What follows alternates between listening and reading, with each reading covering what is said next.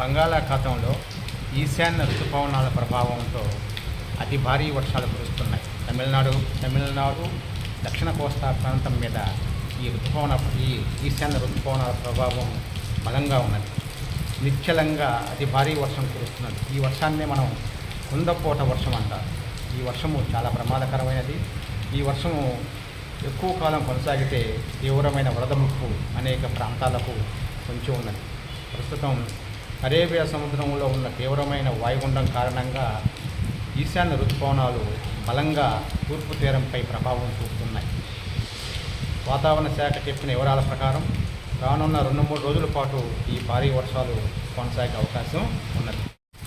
నెల్లూరు పట్టణంలో రాత్రి నుండి ఏకధాటిగా కురుస్తున్న వర్షం ఇది. ప్రస్తుతం బంగాళాఖాతంలో బలమైన ఈశాన్య ఋతుపవనాల ప్రభావంతో ప్రధానంగా ఉమ్మడి నెల్లూరు జిల్లాలో భారీ వర్షాలు కురుస్తూ ఉన్నాయి. ఆంధ్రప్రదేశ్ కోస్తా తీరం మీదుగా తమిళనాడులోని చెన్నై నగరం వరకు దట్టమైన మేఘాలు విస్తరించి ఉన్నాయి. వీటి ప్రభావంతో ఏకటాటిగా వర్షం కురుస్తూ ఉన్నది.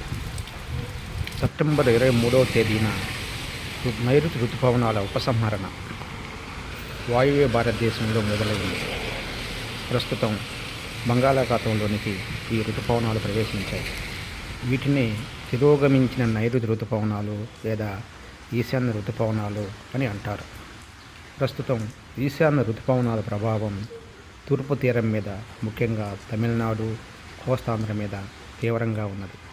భారత వాతావరణ శాఖ భారీ వర్షాలకు సూచికగా ఈరోజు అక్టోబర్ 14వ తేదీకి, అక్టోబర్ 15వ తేదీకి ఆంధ్రప్రదేశ్లోని కోస్తాంధ్రకు, రాయలసీమకు, తమిళనాడు రాష్ట్రానికి ఆరెంజ్ హెచ్చరిక జారీ చేసింది. నెల్లూరు పట్టణం నుండి 16వ నంబర్ జాతీయ రహదారి మీద నాయుడుపేట వరకు చేసిన ప్రయాణ మార్గంలో ఉదయం 6:30 నుండి 7:30 మధ్య జాతీయ రహదారి మీద ప్రయాణ మార్గంలో కనిపిస్తున్న వర్షపు దృశ్యాలు ఇవి. వాతావరణ శాఖ ప్రకటన ప్రకారం ఇప్పటివరకు బంగాళాఖాతంలో ఎటువంటి అల్పపీడనం ఏర్పడలేదు.